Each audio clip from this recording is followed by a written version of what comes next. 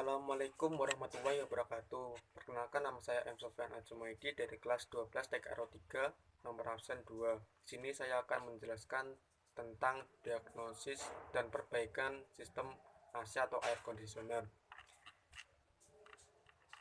Sistem AC adalah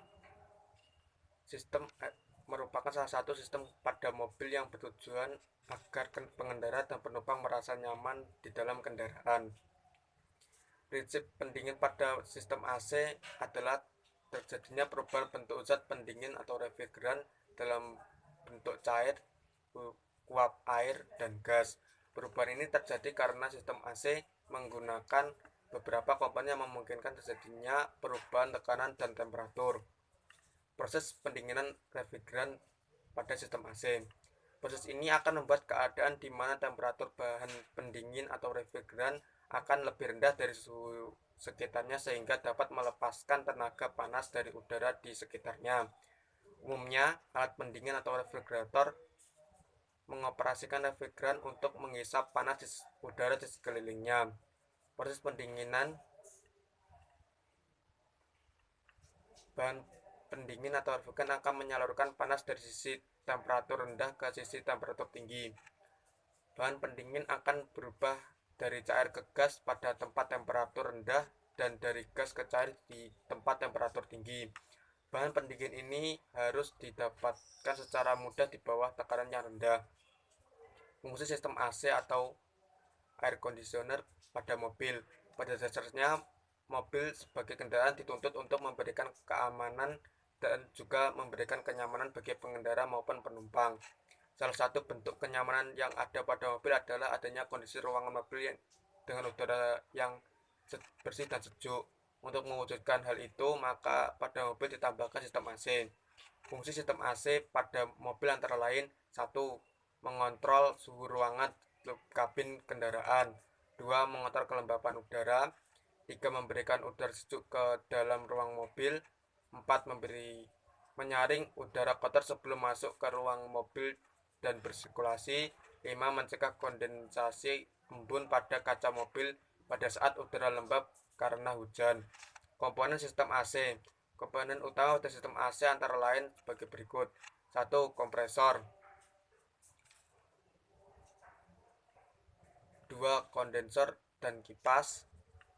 3. Filter atau receiver dryer. 4. Katup ekspansi atau ekspansi valve. 5. Evaporator. 6. Termostat. 7. Motor blower. Cara kerja sistem AC. Dalam menghasilkan pendinginan ada 4 langkah operasi pendinginan dalam sistem, dan refrigeran diinstruksikan berulang kali dengan perubahan-perubahan sebagai berikut: cair, uap, atau gas ke cair. 1. Kompresi. Refrigeran dipaksa masuk ke kompresor sehingga menjadi cair pada suhu tinggi. Gas refrigeran dalam evaporator yang dihisap kompresor akan menjaga tekanan rendah di dalam evaporator dan membuat cairan refrigeran secara dinamis berubah menjadi gas pada suhu rendah 0 derajat Celcius. Kemudian tekanan gas refrigeran akan ditekan ke dalam silinder dan menjadi lebih tinggi sehingga meskipun proses pendinginan berlangsung pada suhu yang lebih tinggi, suhu dan tekanan refrigeran akan mudah menjadi cair. 2. Kondensasi. Refrigeran diubah dari gas menjadi cairan di dalam kondensor dan didinginkan dari suhu tinggi. Refrigeran suhu tinggi dan tekanan tinggi ini diemisikan ke dalam cairan di kondensor dan diarahkan ke pengering penerima. Ini juga disebut proses kondensasi termal. Panas tinggi yang dihasilkan oleh refrigeran dapat dilepaskan melalui kondensor untuk mendinginkan dan menyerap panas di interior kendaraan. 3. Ekspansi. Tekanan cairan zat pendingin dikurangi dengan katup ekspansi. Proses ini disebut proses ekspansi. Dalam proses ini, gas bertekanan dengan mudah diatomisasi dan dalam evaporator, menyebabkan refrigeran menjadi gas, dan katup ekspansi menyesuaikan laju aliran sekaligus mengurangi tekanan refrigeran. 4. evaporasi. Refrigeran diubah dari cairan menjadi gas evaporator. Cara refrigeran diatomisasi dengan hisapannya sendiri. Selama proses evaporator, udara di sekitar evaporator membutuhkan panas laten.